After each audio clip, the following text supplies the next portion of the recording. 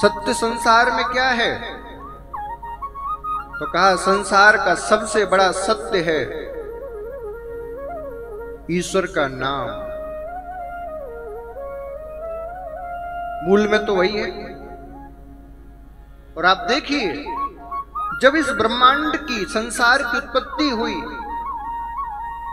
किसके द्वारा हुई? नाम के द्वारा, जिसको ओमकार कहा गया। कि ओम की जो ध्वनि संपूर्ण वातावरण में फैली हुई है और संपूर्ण ब्रह्मांड उसी से चल रहा है, यही सत्य है।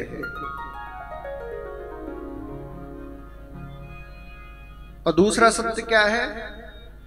बोले दूसरा सत्य है मृत्यु। जो भी इस संसार में, इस ब्रह्मांड में पैदा होता है, उसको कभी ना कभी, किसी ना किसी रूप में परिवर्तित होना ही पड़ता है। एक बात याद रखना, इस संसार में कोई भी व्यक्ति, कोई भी वस्तु नष्ट नहीं होती। नहीं, नष्ट नहीं होती। एक रूप से दूसरे रूप में परिवर्तित हो जाती है। नाम बदल जाता है, रूप बदल जाते हैं, गुण बदल जाते हैं, लेकिन नष्ट नहीं होती। आप कहोगे महाराज जी कैसी बात कर रहे हो?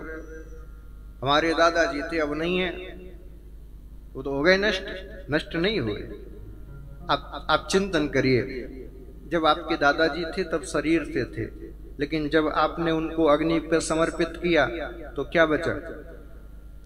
उनकी राख बची, हड्डियां बची। यानी कि दादाजी तो हैं, लेकिन अब क्या हुआ? बोले अब वो राख के रूप में परिवर्तित हो गए हैं।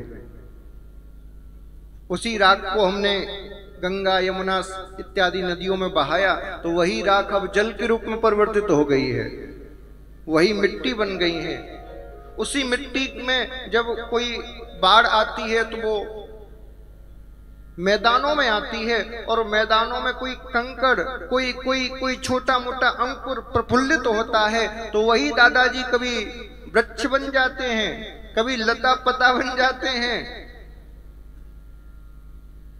उसी वृक्ष में जब फल लगता है तो उसी का हम भक्षण करके हमारी उदर की पूर्ति होती है। यानी कि ये ऑटोमेटिक सिस्टम है, भगवान के द्वारा बनाया गया। नष्ट कुछ नहीं होता इसमें। एक रूप से दूसरे रूप में परिवर्तित होकर ये सृष्टि चलती रहती है। सब्सक्राइब करें हमारे YouTube चैनल साधना गोल्ड को और पाएं वीडियो सबसे पहले।